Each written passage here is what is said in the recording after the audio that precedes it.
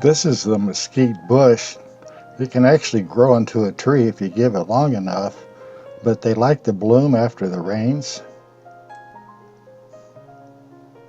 And here's Rosalind looking around on the desert floor, trying to find out what might be blooming or crawling around.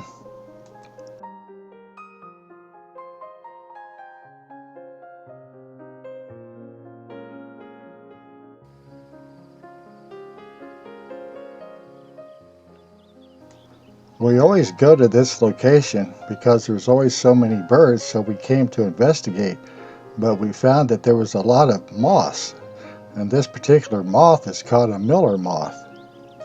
The particular bush the miller moth was in was very thorny, and it blended in quite well with its surroundings. And we noticed the plant had a lot of little bitty white flowers on it. And it looks like that's what the moth is feeding on, possibly the nectar from these little flowers. As we were moving through and around the bushes, the thorns were so sharp they were grabbing onto my pants.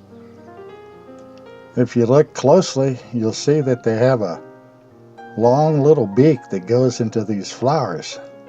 And I don't think they're feeding on the pollen. I think it might be nectar inside these flowers. But look at the thorns on these things. They'll definitely reach out and grab you. And these moths, when they flew from branch to branch, they were very fast. Uh, very fast, very hard to follow. There were also butterflies and other insects, not just this particular miller moth species.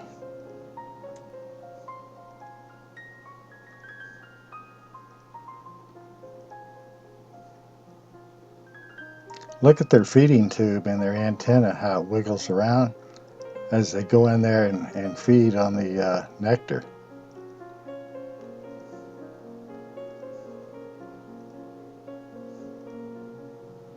There was a lot of these miller moths up there. Seemed to be the most abundant species, more than other insects.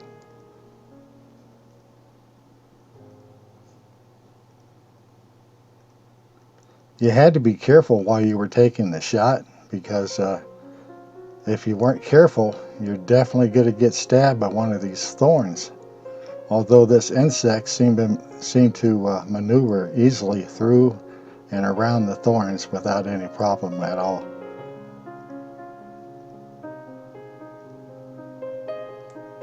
These little creatures are, sometimes you don't notice them because they're so well camouflaged and they're brown. I took a video of my wife shooting these miller moths. Notice how still she is, almost like a statue. But then she has to be if she's going to capture these miller moths without shaking too much. But I find these moths beautiful in their own way. The way they move, the way they look, the different designs on their wings.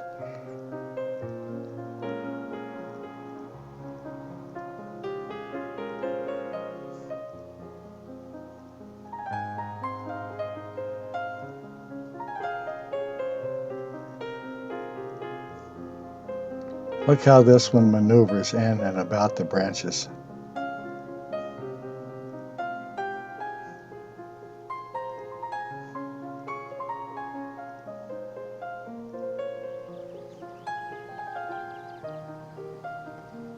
Gravity doesn't seem to mean much to these creatures. This one's feeding upside down.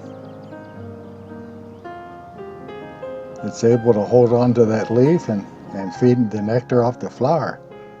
Now this one looks a little bit different. I thought it wasn't a miller moth, but we're looking at a different angle on the wing. You'll see here in a moment that it still is a miller moth, even though we're looking at the underside of the wing.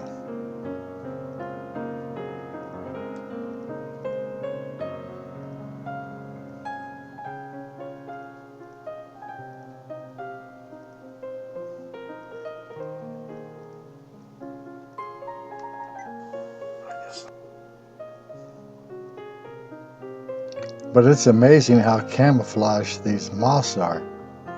If you're not really looking for them, they blend perfectly in with their environment.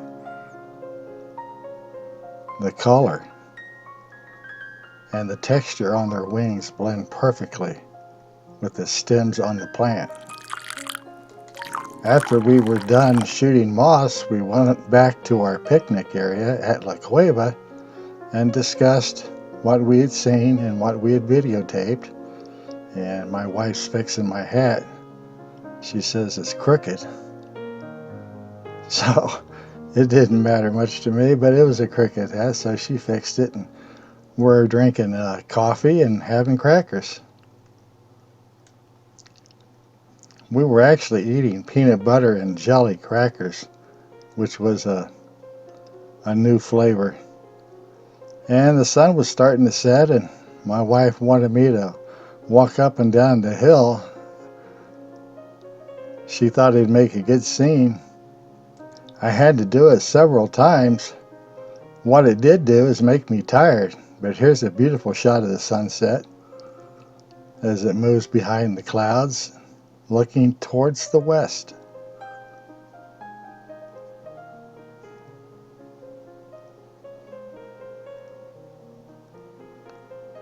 Thank you for watching.